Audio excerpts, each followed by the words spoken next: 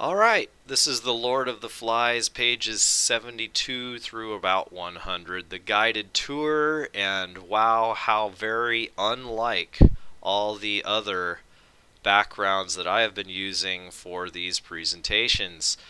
This guy is, well, he's very indicative of exactly where we're at the the novel. So let's have a look. All right, this is fast. There's not a ton of stuff in the guided tour. These are things to point out in addition to the lecture, in addition to what we talk about in the classes that point out all of the things we can learn about people from this, and also symbols. But in this one, in this particular section, it's super strong on theme and things that you can learn about people. All right, so here we go. In the start of this section, Piggy has broken glasses. Why?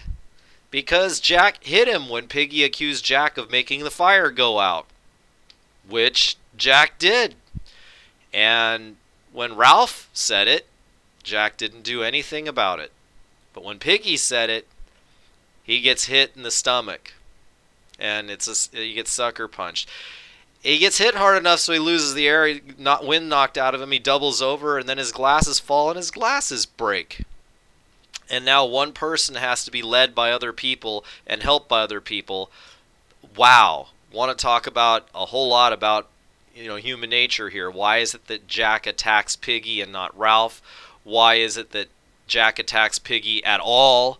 And now we have to babysit Piggy. Good job, Jack.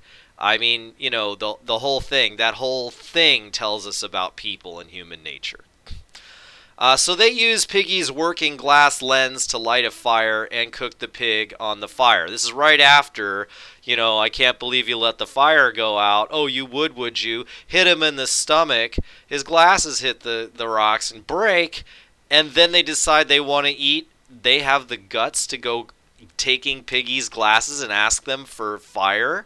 I mean, wow. And it gets even worse because after they cook the pig, Jack won't offer Piggy any of the pork. He won't offer him any of the meal. Wait a minute. You hit me in the stomach. You broke my glasses because I told you something that you did. And then you use my glasses to light the fire, and you don't even give me any cred for that. And then after you cook the pig on my fire that my glasses made, you won't give me any? Wow. Just, wow. That tells you a little bit of something. And how is it that all of the other people that are around aren't calling Jack out for this behavior? How come they just let it happen and they just see it and they don't say, that's not cool. That's wrong. You're playing this wrong. Ralph does it. He does it once or twice earlier, and he says, that was a dirty trick. That's what he says. He calls it a dirty trick when he hits Piggy and stuff like that. But nobody calls him out for, hey, you're using his fire to cook the pig and you won't give him any of the pig. How about he just stomps his glasses right now and there's no more pig for anybody and no more fire for anybody? What do you think of that? Simon ends up offering Piggy a share of meat because Jack won't, and then Jack is furious, so he cuts off a big old hunk and hands it to Simon and says, "Eat, damn you." He's frustrated because he wants everybody to think whether or not he's going to feed Piggy. He wants to hold out on him, and he hasn't even decided whether or not he'll give any, but then Simon plays the hand for him. So he's angry. Ralph calls an assembly to discuss all the troubles. Okay. And Ralph acts like an adult by doing it because he's like, okay, guys, I mean, we've been screwing up. What he hasn't been doing, though, he should be emphasizing some of the positive, but instead he goes through just the negative. We blew it here, we blew it there, we screwed up here and there. By doing so, he seems to be taking on the role of the parent, the adult, whatever. He reprimands the kids for their shortcomings, and immediately the kids don't like it. Before he even gets done talking, he says, and another thing, and then somebody shouts out, "Too many things." Yeah, they don't want to hear it. So last thing that Ralph addresses is the fears of the little ones, and they're seeing snakes everywhere. There is a snake beastie, and they're having nightmares. And he's like, it's about the fear. I've got to talk about the fear. Obviously, you guys are scared. Now, on one of my videos, we go and we look at that stuff, and we talk about that stuff on the summary one. But on this one, the kids themselves know, even though they're only 12, that with the children running around, the little ones running around, seeing snakes everywhere and having nightmares, we got to talk about it. We got to get them to calm down. This is not the way to make everybody feel comfortable. This is the way for everybody to start to become paranoid.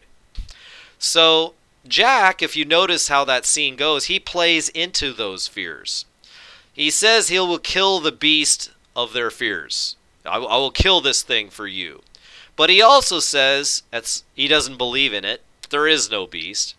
And he also jokes about, well, let's go hunting.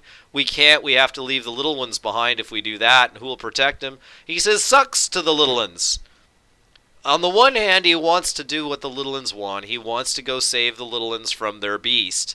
And he wants to get their vote. He wants them to be happy with him. But on the other hand, he doesn't really care about them. He doesn't care about protecting them all. Sucks to be a little one then. If we leave and the beast comes and eats them, bummer. All he wants is them to make him leader. He doesn't really want to take care of them. Obviously wants their vote, but doesn't actually care about them.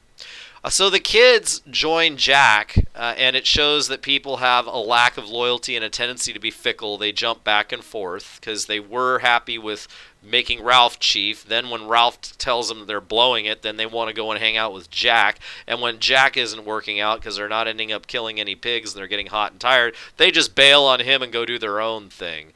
Boy, are they fickle. At this point, when Ralph's watching Jack's troops all playing the game together, and you kill the pig, slash his throat, or whatever it is, and stuff, and they're making their chant, Ralph's thinking, they're having such a good time, they don't need me, I should just abdicate, I should just give up being leader. But Piggy immediately says, don't you dare. If you do, we're going to die on this island, because that's going to be all hunting and no fire, and that's the way that Jack is. And other people know it, because eventually in this section, the kids are, Jack is going to get absolutely furious and upset with Ralph, and eventually he's just going to say, well, I want to vote. I want to vote I want to vote if Ralph has to stop being chief because he sucks. He's been blowing it all the time. So he has his vote, and not one single kid thinks that Ralph should give up being chief. They all know. They don't want to listen to him. They don't want to hear him saying that, you got to do this, you got to do that. And they don't want to listen to him when he says, you didn't do this and you didn't do that. But they all recognize that he's the one to be the chief because he's worrying about their safety. They don't want him to step down. So it disturbs the reader to realize that Jack can, and he's got all the tools. Jack can and will become chief if Ralph does not go against him. And even when the kids know that Jack being a leader would be dangerous and destructive, they still follow him because he's fun. And he's got those leadership traits. He's got that charisma. He's got the voice. He insults his competition and puts them down while he builds himself up. He does everything that he's supposed to do. Have you guys figured out why I'm using these backgrounds for this? This whole section is all about people and the con man and can you believe them and can you not? And the darker side of people. This is a con man, so this is the darker side, and the things that we screw up on, and the things that we do badly, and the things that we cause problems for one another. This is it. That's why this con man is here. It disturbs the reader to see that Jack is our con man, and that if Ralph, our other con man, doesn't push Jack out, Jack's gonna make it all the way to the top, and we believe it. Because Jack just has all those traits. Except one, morality. He doesn't really care about anybody but himself. He only has ambition. He wants the job, but he doesn't want it for the right reasons. And that should be reason enough for him not to be leader, but it doesn't matter because he has all those other qualities. He's striking. He's got an interesting look about him. He's well spoken. He's quick on his feet. He's fun. All the stuff. He's got all the traits. Good luck stopping Jack. It's going to be tough. So the kids go to sleep, wishing for a sign from the world of grown-ups. This is the very end of this section. And far above them, a plane is shot down, and a pilot falls to the island. Sam and Eric see the body, but they run horrified to the camp and discuss the hideous beast that tried to get them. They're in such a state of mind that they can't see it for what it is, that it's just a pilot from a plane with a parachute. And you would think, of all things, to land on an island, that a airplane pilot with a parachute still attached to him is pretty hard to get confused with anything else. But in their mental state, yep, they see wings, they see scary teeth and fangs, and they're terrified. So they run horrified back to camp to discuss the hideous beast that tried to get them. The reader feels the powerful irony of knowing that they run away from a bounty of help due to their fragile mental state. They walked away from so many goodies that the pilot has, right? Because they're terrified not of the pilot, of their situation.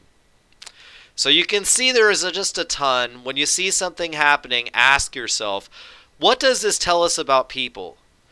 And that's what you do every time that you read something, you come across an event that happens in this story. Pretend that you're invisible on the island and you're walking around and you get to learn about people by just watching what happens with these kids. When they do something, ask yourself, what does that teach me about people? When they go and they play in the castle too long and it burns up all their daylight, what does that teach us about people? Procrastination? Sure. When we look at the people going back and forth and being fickle, what does that tell us about people? Where are people's loyalties? Everything that happens in this thing, a lot of them are dual, they're symbols and they're themes. Some of them are just straight out themes. The themes are the lessons we learn about people from finding these events. So pay attention, really notice. You can learn a lot from this thing. All right, that's the end of the section.